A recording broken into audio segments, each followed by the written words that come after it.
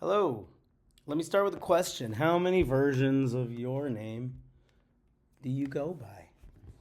Well, if you were Moses Maimonides, you would also be known as Moses ben Maimon, Moshe ben Maimon in Hebrew, Musa ibn Maimun in Arabic,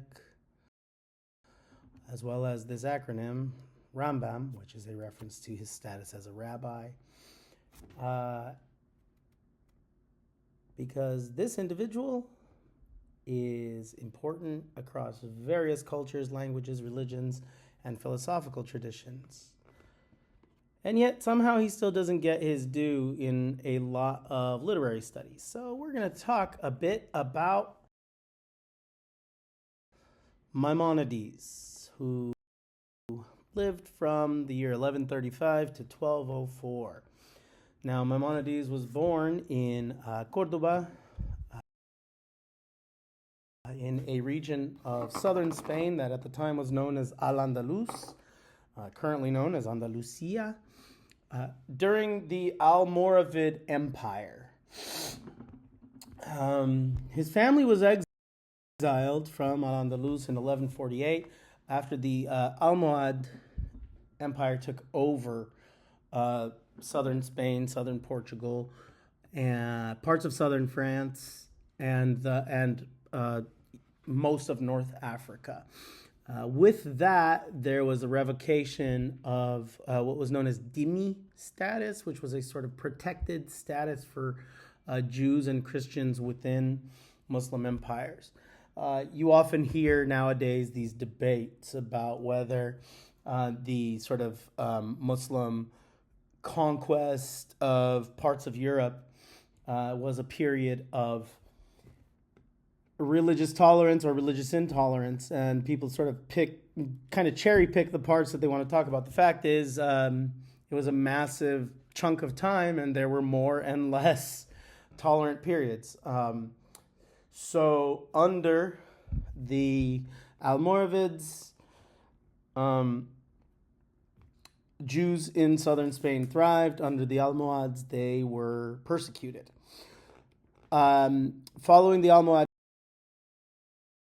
conquest, Maimonides and his family moved around southern Spain, various parts of southern Spain, and then it ended up in Morocco and moved around there a bit before settling in the city of Fez. After that, they moved to Fustat in Egypt in 1168. Fustat is now a neighborhood within Cairo, and was under the Ayyubid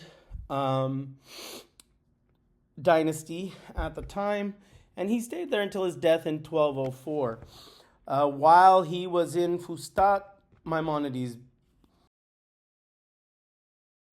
became a major leader of the Jewish community in Egypt. And as a leader there, he was actually revered by Christian and Muslim scholars as well. He actually was known to have been a lead negotiator when Jews and some Muslims were taken captive by Christian crusaders in Jerusalem. So he was a major figure, very respected. Why? Well, Maimonides made major contributions to medicine, to philosophy, to theology. He was the writer of the Mishneh Torah, which is still studied to this day in Judaism. And then in 1190, he wrote the Guide of the Perplexed, which is what we're dealing with. Now, a word on the sort of cultural mix that brings all of this about. The Islamic Golden Age, which went from the 8th to the 13th century, and how it impacted the European Renaissance, which went from approximately the 14th to the 16th century. We often talk about the Renaissance as this period that follows the Middle Ages in Europe, It sort of arises primarily out of Italy, but it also sort of spreads and has sort of corollaries in France, Germany, England. Um, and I don't know how everybody listening to this learned it, but I know that when I was in school, there was this sort of timeline. There's, Greece and Rome, and then Rome falls, and then Europe goes into this dark age, the Middle Ages, and you get the bubonic plague and the witch hunts and all of that. And then all of a sudden, the Renaissance happens, and it's like it just came out of nowhere. This revival of classical learning. You know, we've been plunged into centuries of darkness and ignorance and disease and religious intolerance and persecution. And all of a sudden, out of nowhere, we're reading Aristotle and we're using linear perspective in our paintings and we're using astronomy to cross the Atlantic Ocean, and we're rediscovering medicine and science, and we're building these wonderful domes with the geometry that now we're studying again. And it's just out of nowhere. How did the Renaissance happen? Well, it wasn't all of a sudden, and it wasn't out of nowhere. It was out of North Africa. Uh, Primarily due to the efforts of a scholar named Averroes, who actually was also in southern Spain at the same time, around the same time as Maimonides. Averroes was an Arabic scholar, a Muslim scholar, who was a major commentator on Aristotle. The period of what is now known as the Islamic Golden Age was essentially a period of thriving Muslim cultures and empires, um, not only in what we now call the Middle East, but in North Africa, southern Spain, and southern Portugal, as well as parts of southern Italy and parts of southern France at various points. And essentially, what happens is that all that learning that kind of seems to have skipped a few hundred years in Europe, it was being preserved in Arabic Muslim countries. And so at this point, it starts to or in the Renaissance, it kind of makes its way back. But the way that it makes its way back is through these sort of exchanges of ideas. And so with Maimonides, we're still in the Middle Ages, and Maimonides reads Averroes. He's heavily influenced by Averroes' readings of Aristotle. So Maimonides takes that, and as you will see in the next lecture, Maimonides heavily influences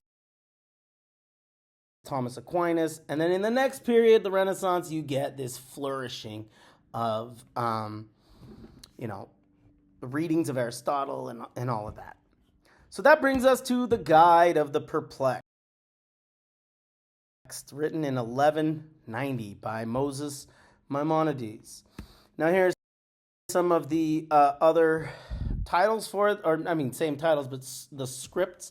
The Guide of the Perplexed was originally written in Judeo-Arabic, which is essentially a using of Hebrew letters in order to write in Arabic. So there you have the Judeo-Arabic translation of Guide of the Perplexed, you have the Hebrew translation there, and you have the Arabic, just, so you can see it.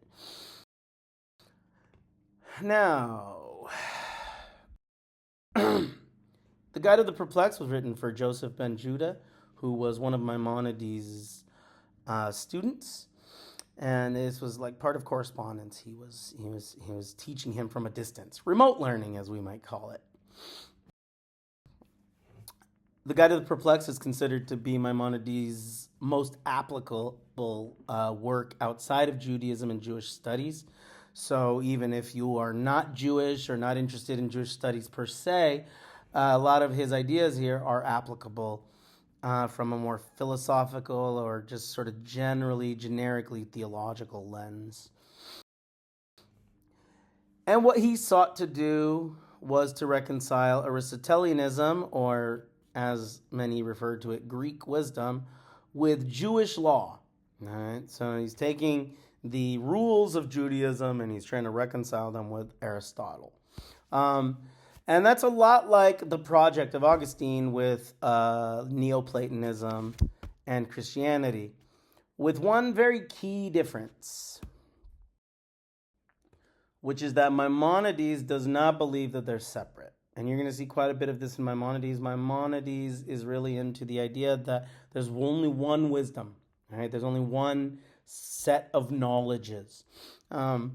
Whereas a lot of the Christian scholars sort of see the pre-Christian Greek and Roman learning as a separate thing that they need to reconcile. Maimonides sees the Greek wisdom and the Jewish law as all just part of learning within the world that God has created, let's say. And the point of the guide is, as he says, to dispel perplexity in one already adept in the laws of God. So he's talking in the guide of the perplexed to people, or a person, who are already very well educated. This is advanced stuff, okay?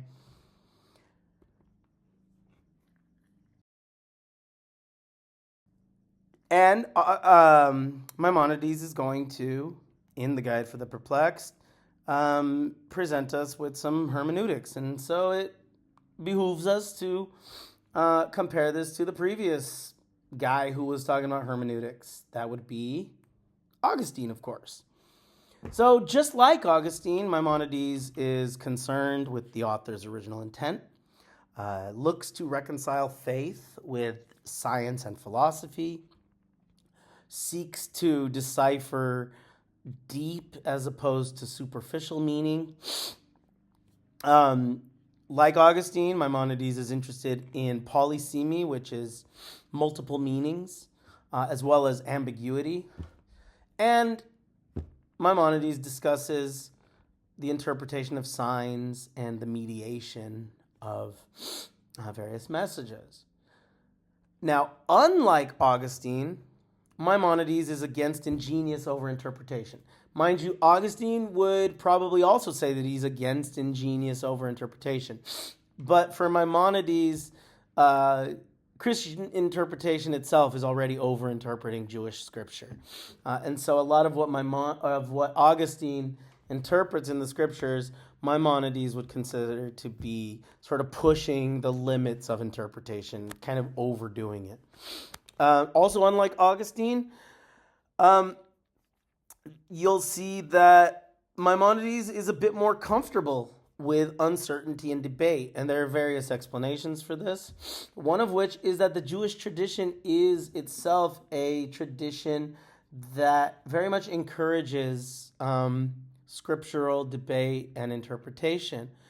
It's also generally not, it doesn't have the same history as Christianity in terms of being an evangelical religion that seeks converts.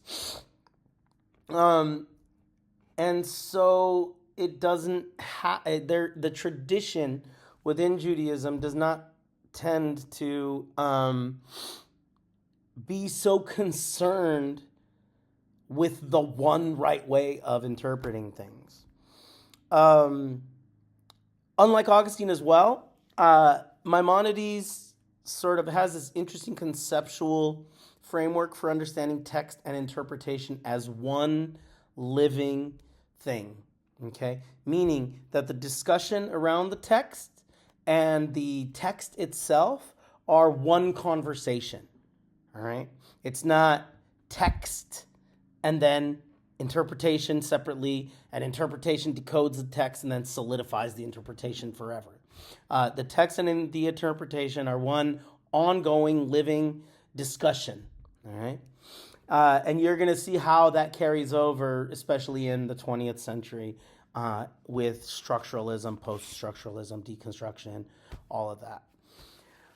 And then finally, Maimonides is much more philological and less semiotic. Semiotic is Augustine's approach is very semiotic. The idea of sort of picking apart individual symbols and how meaning is made through visual cues, sensual cues, and other ways.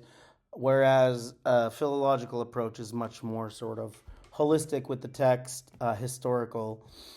Now, they both have elements of each of these. I'm just talking about their emphases. Interestingly enough, both Maimonides and Augustine use a similar example when talking about oxen and sacrifice to discuss the need for figurative interpretations of sacred texts. In other words, both Maimonides and Augustine understand the need for interpretation of things in the Bible that might not be taken literally at every point in history, and they both use this example of animal sacrifice, where they say, look, when the Bible talks about sacrifice, if we're reading it at the literal level, we're only ever talking about the sacrifice of actual living things. And while they both lived in times where animal sacrifice was still happening, they say that can't just be it. It can't just be talking about that all the time to modern readers. So what else are we supposed to do with this? And they both have an approach.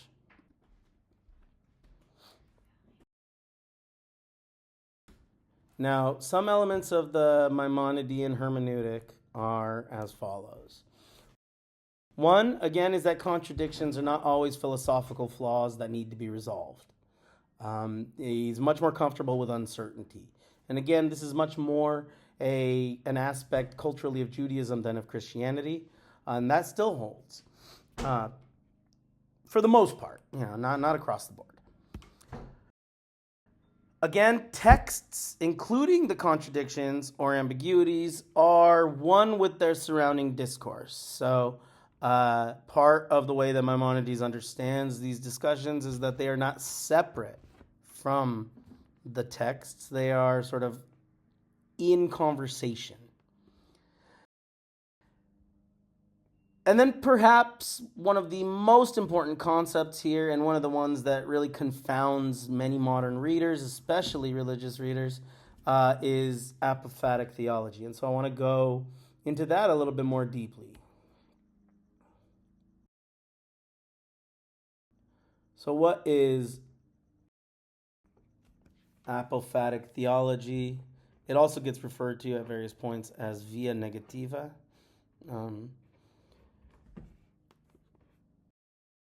It is a negative theology that seeks to understand God based on what God is not, rather than what God is. Apophatic theology's rejection of any positive understanding of God stringently avoids idolatry by accepting the limitations of human language and understanding when it comes to the divine. All right. Now, a few terms in case you're not familiar with them. Idolatry is worship of a false god. Now, Judaism is sort of the original Abrahamic monotheism. It is perhaps the most influential force in making monotheism a sort of primary religious mode, especially in the Western world. And so worship of, or even belief in other gods is a big no-no. That's idolatry. It's one of the biggest offenses you can commit against the God of Abraham. Now, why would we reject any positive understanding? And when we say positive, negative, we don't mean like good, bad. We mean positive as in saying that something is there, negative, understanding absence. Okay? So, why do we seek, according to or according to Maimonides, why do we go with this negative theology? Why is it so important to understand God in a negative sense rather than a positive sense, at the risk of idolatry? Well, let's break this down. There are 613 commandments in the Torah. According to Maimonides, the first two are the main ones, and the other 611 are essentially supplements. So, what are those first two? The first is belief in the God of Abraham. So, you shall believe in one God. And the second is rejection of idolatry. No other gods. All right. Now, here's the thing about apophatic theology, about Maimonides, and honestly, it just makes logical sense. What if you worship a god and you give that god the same name as Maimonides does, but you attribute to that god a bunch of imaginary qualities? Are you still worshiping that god? Maimonides says no, you're worshiping an imaginary character. You are, in fact, committing idolatry. Now, the point the point is that to anthropomorphize God is to commit idolatry. And it is impossible to imagine God's positive attributes without anthropomorphizing God. Now, what does it mean to anthropomorphize? It means to give human qualities to something. So, let's say that we pick a commonplace from faithful people today and we say, God is good. Is God good? Sure, let's say God is good. What makes God good? Is it that God provides what you need? Well, that's your personal desire, your personal needs, your personal satisfaction being projected onto the divine. That is idolatry, according to Maimonides. Okay? Is God kind? Explain God's kindness. You can't explain it without explaining it in human terms. You are then committing the act of imagining God as like the most wonderful human you can imagine, in which case you are still reducing God to human standards. By Maimonides' standards, this is idolatry. Even to speak in superlatives, according to Maimonides, is to rank God alongside other concepts according to flawed human standards. So superlative means the most or the greatest of something. Is God the most powerful? Explain that power. If you try to explain it in any terms that you can understand, you will inevitably, according to Maimonides, slip into the problem of using human standards in order to explain the divine. God, according to monotheistic theology, is perfect, timeless, not created, so pre-creation, and infinite. These are all things that cannot be adequately explained. And if we try to bring them into our understanding, we are inevitably going to imagine God as something less than God is. And so the only way to deal with that, according to Maimonides, is to discuss God negatively. We cannot know what God is. We can only know what God is not. Now, a couple of things about this. One, Maimonides also acknowledges that this is not always possible. So, for example, he says we need to use anthropomorphic characterizations of God when we're teaching children, for example, or when we're teaching people who are new to Scripture. But remember, in the Guide of the Perplexed, he's talking to Joseph ben Judah. He's talking to somebody who is already well-versed in Jewish law, and he's presenting these philosophical concepts within that conversation. So again, we're talking about somebody dealing with these concepts at a high level. All right? Part of what the Guide of the Perplexed does is it assumes a certain level of expertise, of capability. So, anthropomorphic God is okay for like beginners, but if you're really getting into the concept of God, you need to understand, according to Maimonides, that only negative conceptions of God even make sense. Now, this might perplex you. Good, because that's why we're here. Perplexity. Maimonides says that biblical writing can be confusing because it contains terms that can create ambiguity in multiple ways, and he lists them. The first is equivocal language, which is language that possesses more than one meaning. Okay? Equivocal. Vocal meaning voices, equi meaning multiple equals, right? The second is derivative, which is language that possesses supplemental meanings derived from other terms. So, derivative language would be language that, taken in a certain context means different things. Right?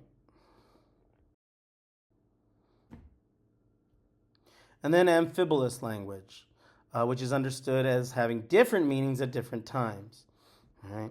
Again, a contextual understanding, but terms that just, can mean different things in different ways. They don't necessarily derive their meaning from something else, but these all, of course, overlap. Now, why study perplexity? Why discuss perplexity in this way that is open, that does not necessarily seek to crack the code the way that Augustine does, but still tries to kind of tackle it? Maimonides talks about conveying esoteric knowledge to the worthy. So Joseph ben Judah is obviously one of the worthy in this case. And then the other side of that coin is that you want to hide esoteric knowledge from the vulgar, people who are not worthy of receiving esoteric knowledge. Now, beginners in this case are not necessarily classified as vulgar, but they're also not yet worthy of this level of discourse. So then why take on perplexity at all? First is to identify obscure parables that may not be explicitly identified or easily recognized as such.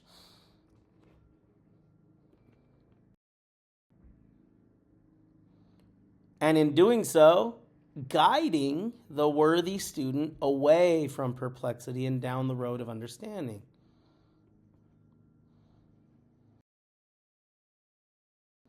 So it really is about conveying, studying esoteric wisdom. Now, esoteric means something that is not available to everybody, something that is sort of hidden, coded, cloaked in some way. And it's an inherently elitist concept because, again, it keeps understanding from the unworthy. Right? But within that elitism is something really interesting. It's not just about, guarding things. It's also acknowledging the importance of deep study. Right? We have this, there is this sort of democratic ideal of interpretation that says, look, everybody can, provide their own interpretation. But that can be tricky when you're talking about a moral text, right? Where a community's morality is supposed to be based on something. What is a morality if everybody has a different interpretation? It's nothing. It's not setting any rules. It's not providing any standards, really. And so one of the things that the idea of esoteric wisdom does, from a sort of less generous understanding of it, is, they're just guarding this, they're just shutting people out. But the other is acknowledging that, look, if you study things, if you're an expert in things, yes, you're going to have a better understanding than somebody who just picks up the book and goes, I like this, I don't like that. And all of this highlights a paradox in medieval Jewish life, all right? Because there are two sort of competing necessities at work here. The first is the necessity of passing on traditions, okay? Jews exist in the Middle East and Europe and Africa for, from the inception of the religion. And from the start are persecuted. And so there is this challenge of maintaining traditions, of maintaining culture, of maintaining faith. And so there is that public necessity of passing that on. How? Through the texts, right? Through the sacred texts, through the debates, through the poetry, whatever. Then there's the private necessity of protecting those traditions from the societies that are persecuting them, as well as from bad interpretations of those texts. Okay? And so you have, on the one hand, the need to pass those traditions on by saying, all right, here are the texts, here's how you understand them. And then you also have the necessity of protecting a culture that is constantly being assaulted. All right? So in that case, needing some form of secrecy. So you have these competing needs.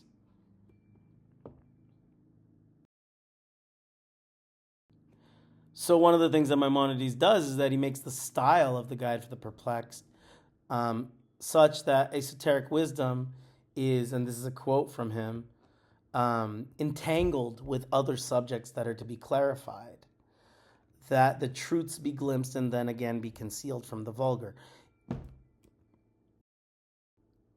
In other words, he's emulating the rhetorical strategy of the parables that he is interpreting.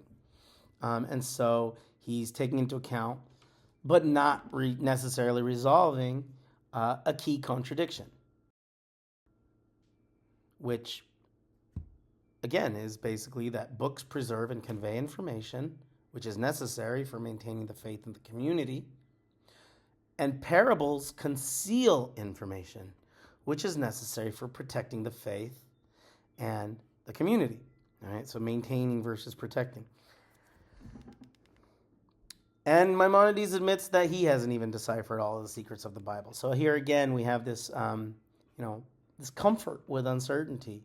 Remember when we talked about Augustine, we talked about the fact that he presents some questions that he doesn't resolve, and it's a problem. Whereas for Maimonides, it's not really a problem. He says, look, this is an ongoing discussion.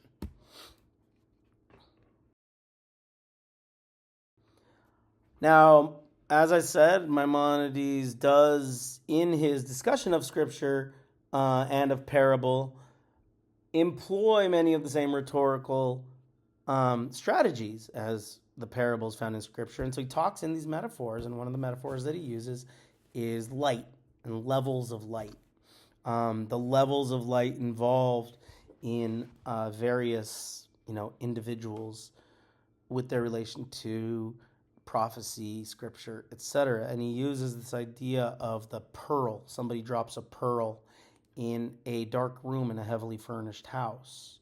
So they can't see in the dark. How are they supposed to find this valuable pearl?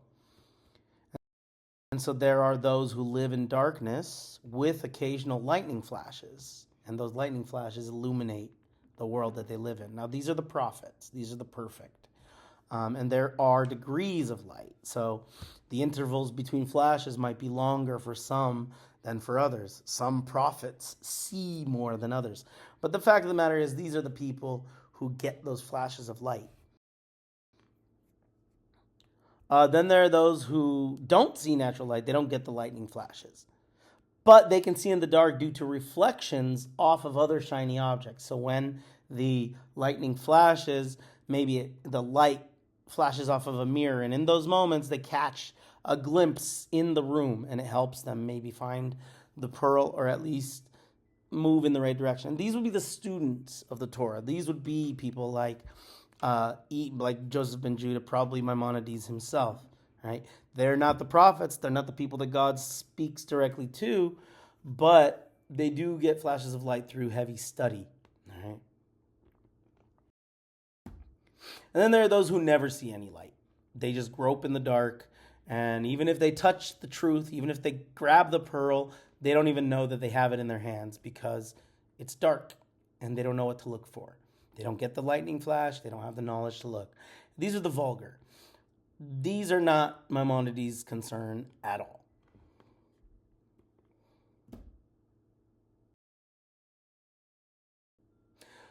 So one of the controversies in his time for Maimonides was that, and Augustine dealt with this to a lesser extent, but was the question of combining earthly and sacred knowledge, particularly within the medieval Jewish tradition.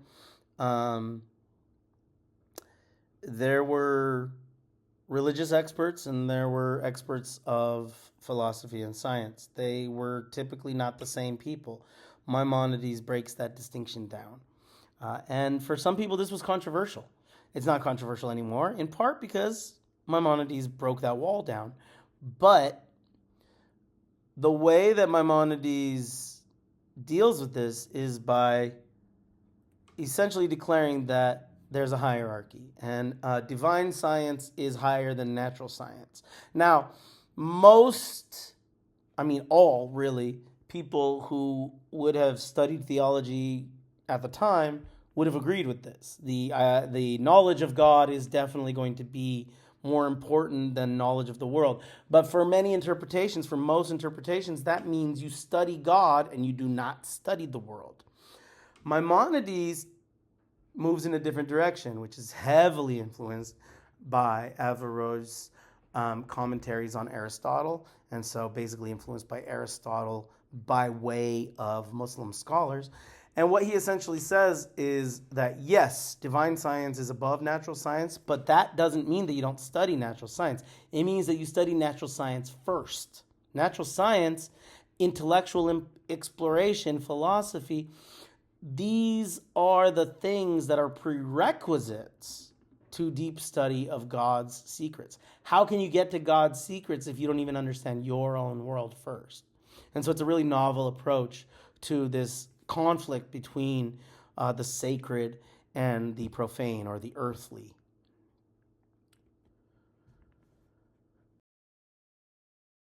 So for biblical study, according to Maimonides, what is key is the understanding of parables. If you want to understand prophecy, the prophecies that were given to the prophets by God, which you do not have access to directly, you've got to understand the parables, the way that they're written in the Bible.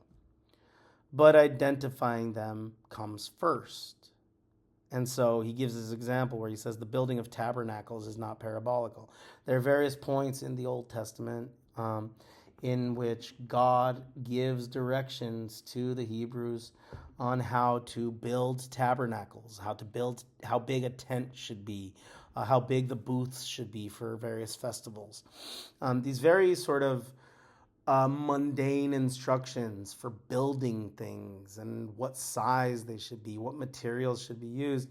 And Augustine goes and looks at this and says, these are metaphors. And he applies it to Jesus. Maimonides would say, no, that's ingenious overinterpretation, and it's wrong. In fact, the building of tabernacles is really just about building tabernacles. Those are just instructions. Right? So you can see here a sort of pulling back from overinterpretation.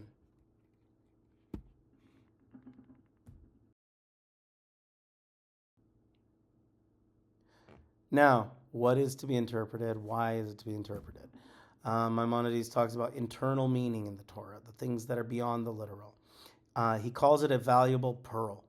Okay, the external meaning is worth nothing, but the pearl, again, has been dropped in this dark and heavily furnished house, and the one who seeks the pearl is trying to light a lamp. So this is, again, the student of the Torah. What is happening here, if you're putting it in terms of the people having this conversation, is that Joseph ben Judah is seeking the pearl of the Torah's internal wisdom, and Maimonides is trying to help him light a lamp.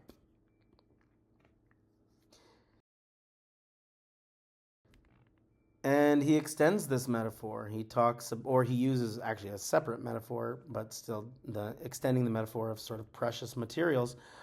He talks about how parables house internal meaning.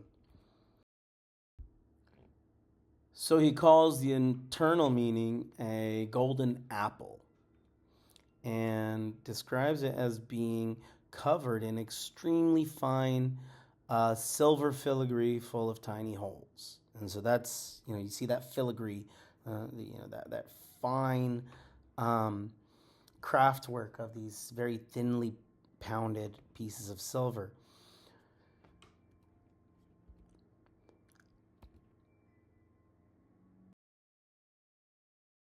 And now the outside, of course, is extremely beautiful. It's very beautifully crafted. It's fine, right? But it's nothing compared to the solid gold apple inside. So you're attracted to the outside, the parable, the beautifully crafted thing. All right? But what you're trying to get to is the golden apple inside, the internal meaning, the deeper, more important meaning. All right? And you can see how this relates to literature already. I mean, he's talking about understanding the will of God, but you can see how this might apply to, for example, a poem or a song that is beautiful on its own. You can enjoy it for its beauty, and yet you can move past that beauty for something even more important, deeper, more profound.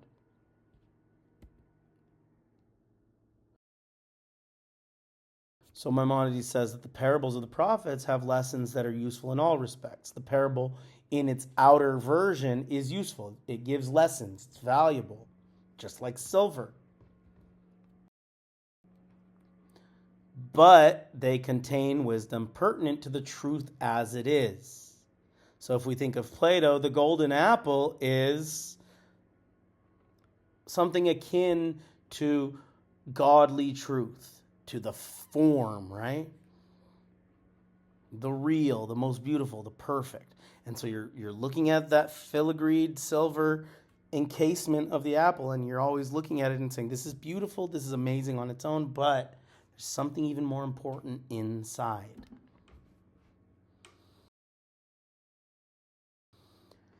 And Maimonides looks at different kinds of prophetic parables, and this is one of the areas where I think that he's really interesting and really helpful.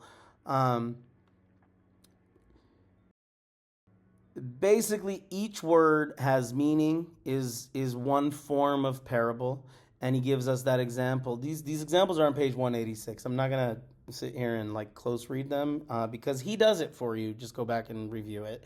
But there's the one where each word has meaning, and there's the one where the whole has meaning.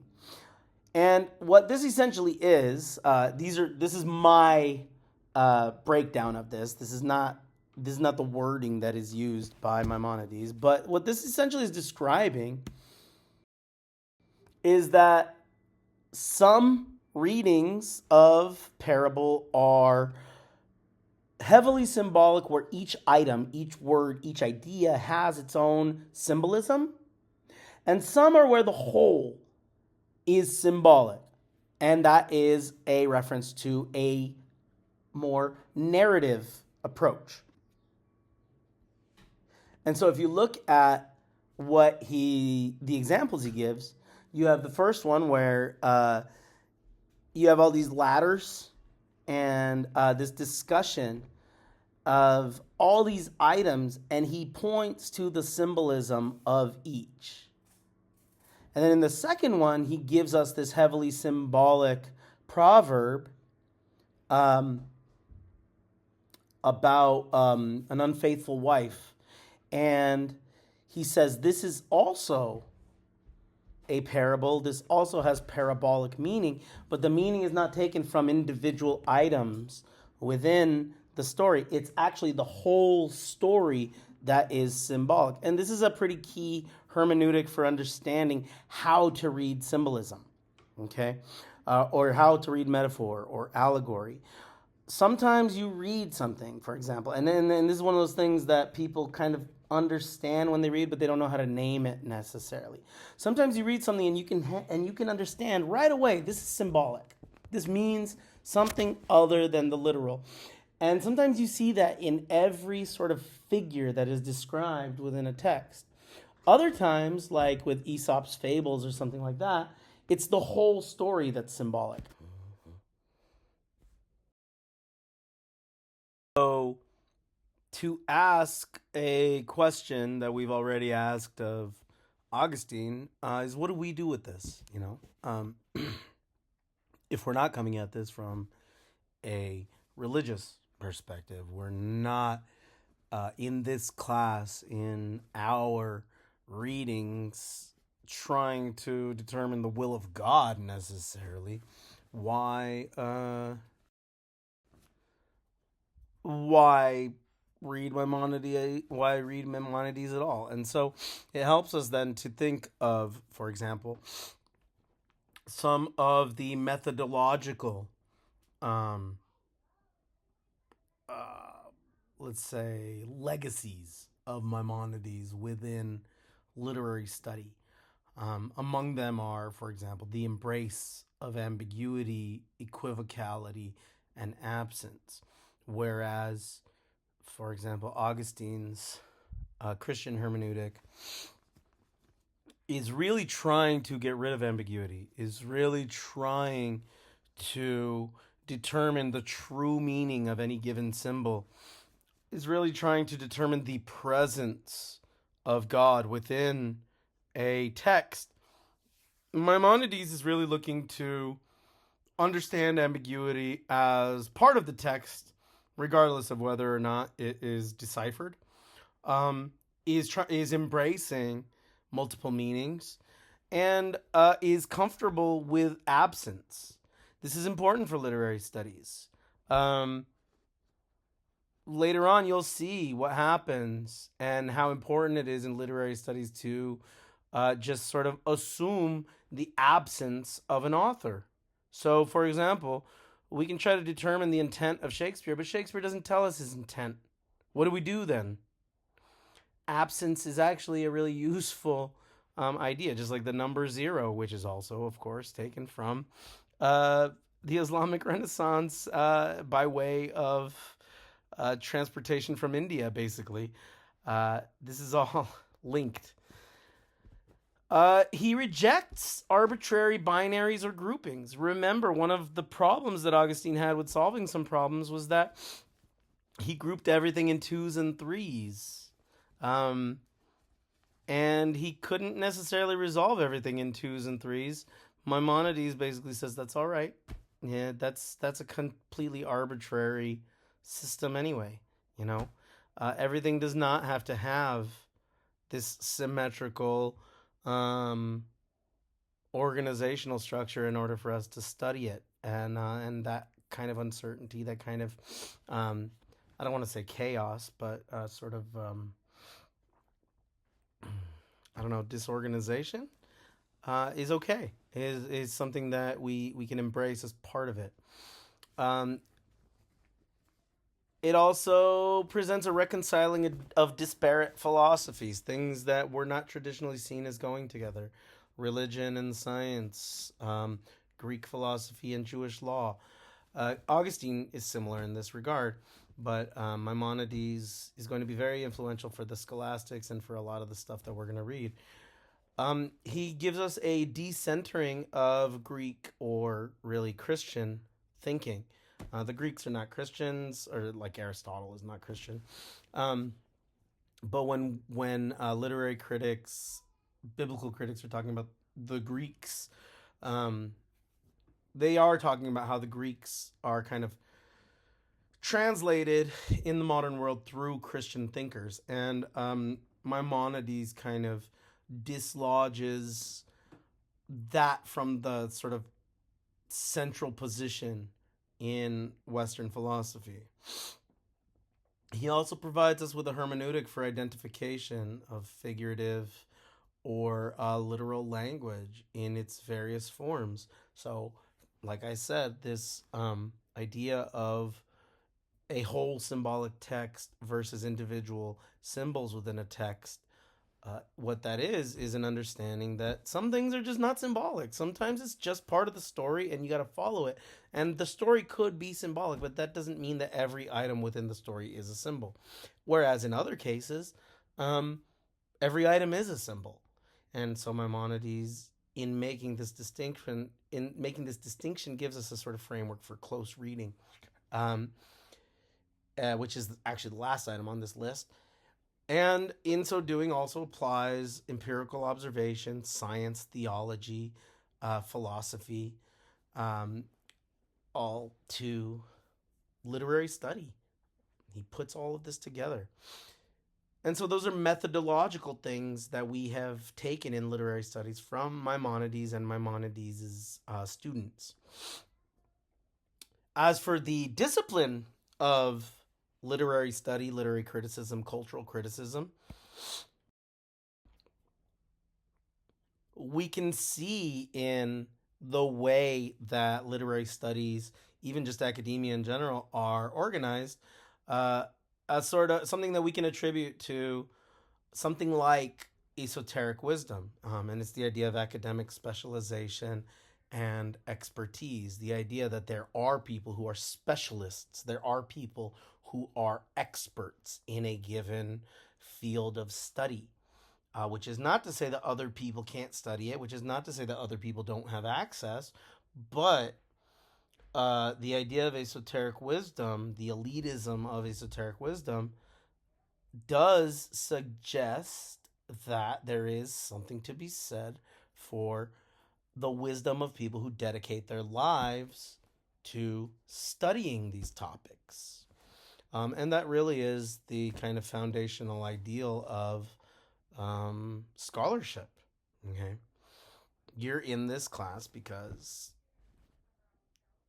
the assumption is that there's somebody that knows more about this than you and can help you study it.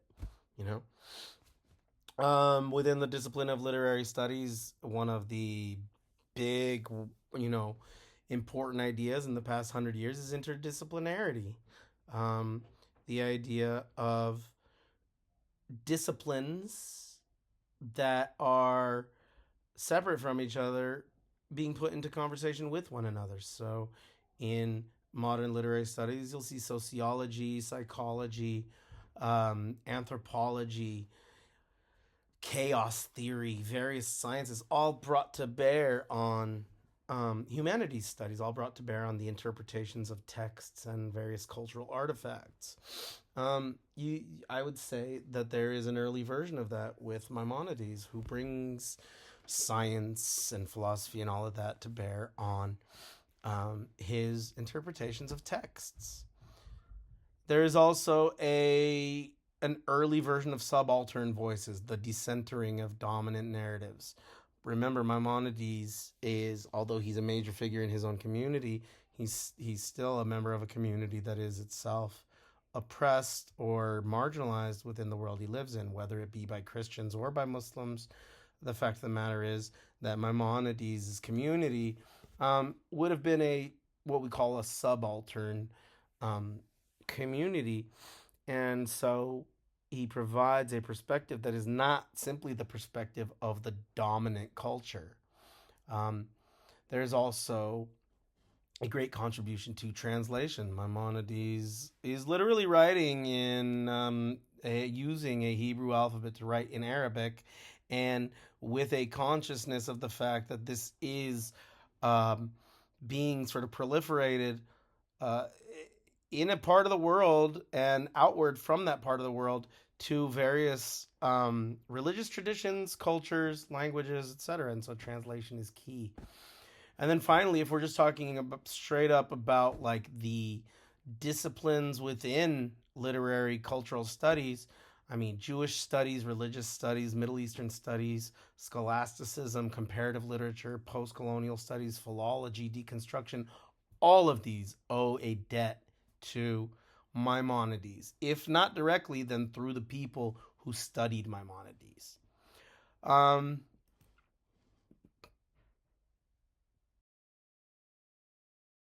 and that kind of brings me to this question, which, Matthew Arnold, another critic that we'll read later on, distinguishes Hebraic from Hellenistic thinking. Hellenistic meaning Greek, and Hebraic meaning Jewish. And Matthew Arnold says that Maimonides is this major figure in Hebraic thinking. And I guess my question would be, is there even such a thing? Is there a Hebraic mode of thinking? Um, Personally, I find those kind of essentialisms uncomfortable, you know. This idea that everybody from a particular background thinks the same seems, you know, I don't like it, I guess.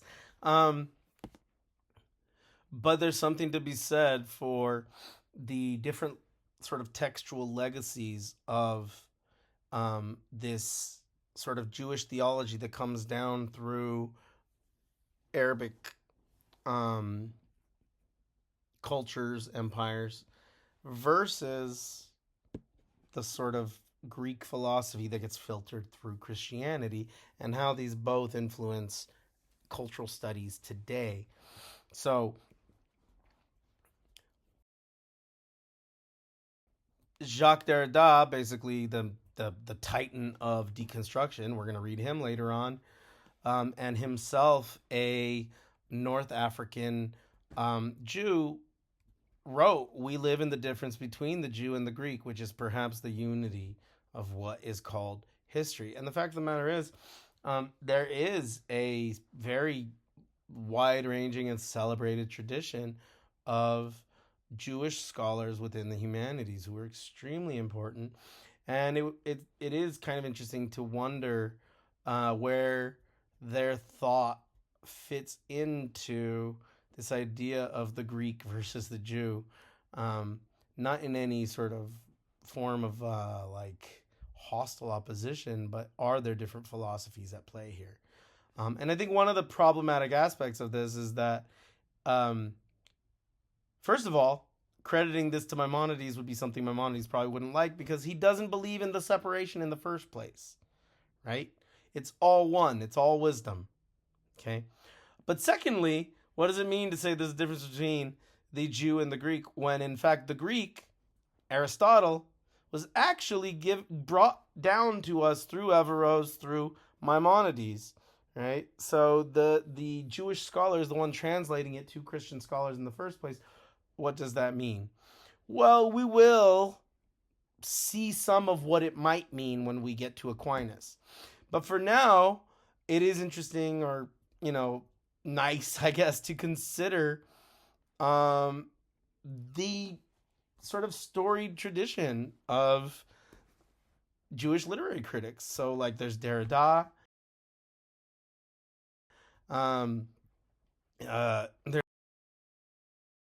there's Harold Bloom, there's Eve Kafaf, excuse me, Eve Kafofsky Sedgwick. Oh my goodness, I just butchered that name. Helene Sissou, Walter Benjamin, Judith Butler. You know, there's just this amazing tradition of Jewish scholars who bring this rich textual interpretation to literary criticism, to cultural studies. And according to Matthew Arnold, this is a tradition that comes down from Maimonides. Whether that holds water or not really is not of importance, but is an interesting thing to consider. So that's Maimonides, and next we'll talk about Thomas Aquinas.